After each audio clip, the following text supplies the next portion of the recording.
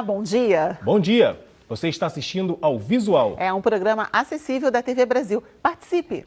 O nosso endereço no Facebook é facebook.com/visual TV Brasil. Direto do Rio de Janeiro, o Visual começa agora.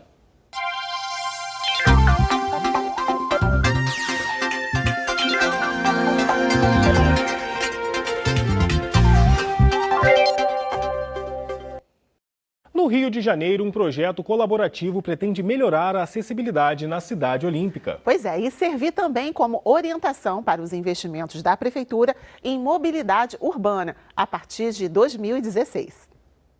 André sofreu um acidente de moto há 15 anos e agora depende de uma cadeira de rodas para se locomover. Em alguns locais, ele ainda sofre com a falta de acessibilidade. Eu me deparo em várias situações que eu quero ir a determinado lugar e muitas vezes o acesso é difícil para esses lugares.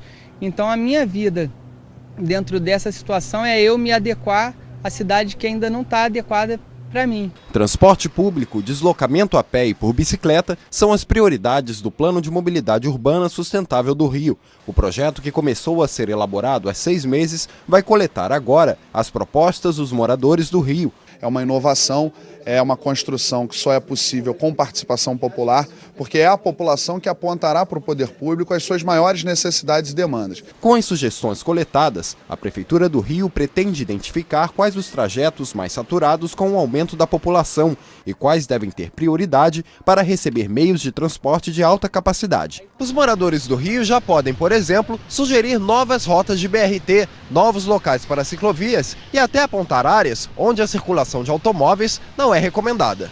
Andrei teve a perna amputada em 2003. O jornalista, que já publicou um livro sobre deficiência, acredita que, como sede dos Jogos Paralímpicos, o Rio ainda não está preparado para receber pessoas com deficiência. Você tem algumas rotas por onde as pessoas com deficiência podem circular, mas fora disso, a cidade é proibida para elas. Como ciclista, Cláudio também acredita que, apesar de o Rio ter a maior malha cicloviária da América Latina, a cidade ainda precisa oferecer melhores condições aos ciclistas. A integração do transporte público de massa com a bicicleta, ela tem que ser priorizada, porque a bicicleta, o ideal é que você faça uma viagem até 8 quilômetros.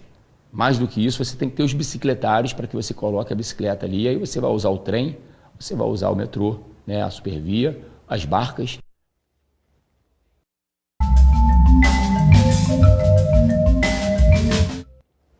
E a expressão de hoje é arrancar os cabelos. Essa não é a interpretação correta, hein? Para fazer a tradução dessas expressões, devemos conhecer bem cada uma.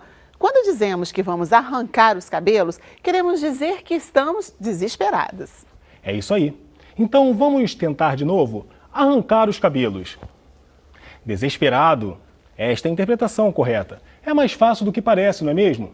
Vale lembrar que as expressões em português que usamos no dia a dia não devem ser traduzidas ao pé da letra.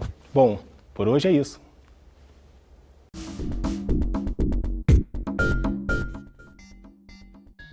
Família. Filho. Avô. Casado. Tá na hora de revisar os sinais. Família. Filho. Avô. Casado. O próximo sábado, 13 de junho, é o dia de Santo Antônio. Em Curitiba, o tradicional bolo do santo já está sendo preparado, hein? Cláudia, reza a lenda que quem ficar com um pedaço premiado vai casar em breve. A receita para o preparo do bolo impressiona pela quantidade de ingredientes utilizados. São 2.500 quilos de farinha de trigo, 2.300 de açúcar, 80 caixas de ovos, 150 quilos de fermento e 2.600 quilos de doce de leite. O trabalho é feito por voluntários como a dona Claudionora. Há 21 anos, ela se dedica ao preparo do bolo de Santo Antônio. A gente começa o trabalho, assim, mentalmente, acho que no mês de fevereiro. Tá. Agora chegar e reunir toda a equipe todos os grupos que trabalham, que são várias equipes. Todas estas massas de pão de ló vão ser usadas na confecção do bolo. Por enquanto, 1.600 já estão prontas e devem ser preparadas mais 800. Um trabalho pesado, mas que é feito com muito amor. Tudo que eu faço eu recebo em dobro, é tanto que você recebe, né? Então a gente faz com amor, com alegria. Na cozinha, as voluntárias se revezam para que tudo fique pronto a tempo. A previsão é que entre os dias 11 e 14 sejam vendidas cerca de 45 mil fatias de bolo. A dona Irene, que vai fazer 90 anos em junho, faz questão de participar dos trabalhos. Nós sempre tivemos a imagem de Santo Antônio em casa. Cada vez que a gente perdia alguma coisa, a gente rezava o responsório e achava. Até hoje a gente acha. Então dá a impressão que Santo Antônio é da família. Além do costume do bolo de Santo Antônio, a paróquia Bom Jesus também marcou missas para celebrar a data entre os fiéis. As missas sempre com o desenvolvimento de um tema vinculado a Santo Antônio. A esperança de todos que compram a fatia de bolo, que vai ser vendida a R$ 4,00, é encontrar a cobiçada imagem do santo. Mas quem acompanha esse costume há mais de 2 décadas dá uma dica. Caso não ache a imagem na primeira, vale tentar de novo. Às vezes não acha santo nenhum, fica triste. Aí eu digo, olha, não é dessa vez que você vai casar. Santo Antônio não quer que você case dessa vez, senão não ia dar certo. Então vamos, no próximo ano você vai achar. Você vai conhecer agora a história de 2 atletas do jiu-jitsu adaptado que não querem só ganhar campeonatos. Jonatas, eles sonham com um esporte cada vez maior e mais conhecido no mundo inteiro.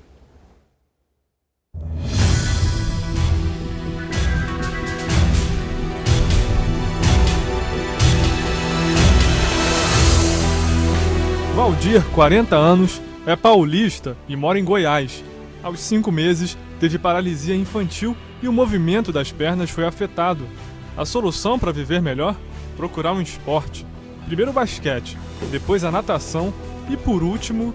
Comecei a escutar uns gritos em cima da academia, onde é a natação lá. Falei, que raio de gritos são esses, né? Aí subi 3 andares lá, fui ver e era o jiu-jitsu. Fernando, 42 anos, carioca. Há 12 anos, o pé esquerdo começou a não responder como antes. Ele procurou médicos, mas não achou um diagnóstico conclusivo. Uns diziam que ele tinha uma vertente de esclerose lateral amiotrófica. Outros que era uma lesão na medula. Ele operou a coluna e os movimentos nunca mais foram os mesmos. Então, resolveu arriscar. Os médicos falaram, pô, Fernando, você é maluco, você é louco, mas ele me liberou. Então eu deixei eles pra lá e vim lutar, que é o mais importante. E eles que se virem pra lá. No tatame, ficar em pé é muito difícil para eles. Mas foi lá mesmo que eles encontraram o equilíbrio para a vida. O jiu-jitsu adaptado trouxe as respostas. E nem é difícil de entender como se luta. O jiu-jitsu você adapta ele ao seu estilo. Então se você tem deficiência e não usa as pernas, você tem que trabalhar braços, golpes curtos. Eu tenho um pouquinho de movimento de perna, mas aí eu deixo escondido só para surpreender o adversário, entendeu? Por mais que as trajetórias deles sejam parecidas, Fernando e Valdir só foram se enfrentar, aliás, se conhecer, há pouco menos de um mês. Então, ainda estão conhecendo o estilo um do outro. Fica grossa, a gente tem que esconder o ouro aqui, senão ele aprende ali, aí já o trunfo que eu teria contra ele já vai virar ao contrário, hein? O Fernando e o Valdir acabaram de se conhecer, mas já sabem que tem muito em comum. Lutam a mesma luta, dentro e fora dos tatames. A gente quer que os grandes eventos, por exemplo, o ADCC, o Campeonato Mundial, tenham uma categoria para você ter um campeão mundial de para-jiu-jitsu ou de jiu-jitsu adaptado. O nome em si não importa, contanto que tenha. A nossa luta é essa. Os pensamentos são os mesmos. Aonde nós queremos chegar, está batendo os pensamentos. Então, adversário só dentro do tatame. Hoje a gente está falando muito em inclusão, né? Inclusão escolar, inclusão digital. E nós brigamos muito para inclusão no esporte. Os dois conseguiram uma grande vitória no último fim de semana, quando se encontraram pela 2ª vez no Rio de Janeiro. A feira Arnold Classic, organizada pelo astro de Hollywood Arnold Schwarzenegger, abriu um espaço para a modalidade. O resultado da luta tanto faz. eles já pensam no impacto daqui para frente.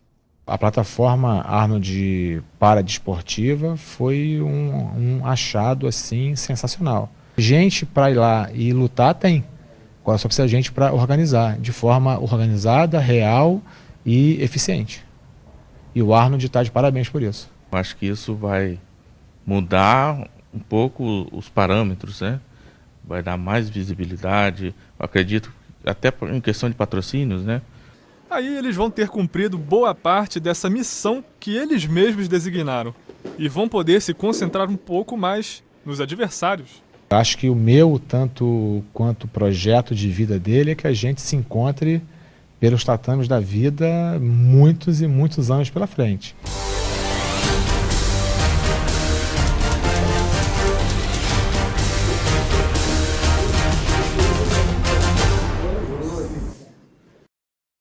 O visual termina aqui. Muito obrigada pela companhia. Tchau. Bom dia para você.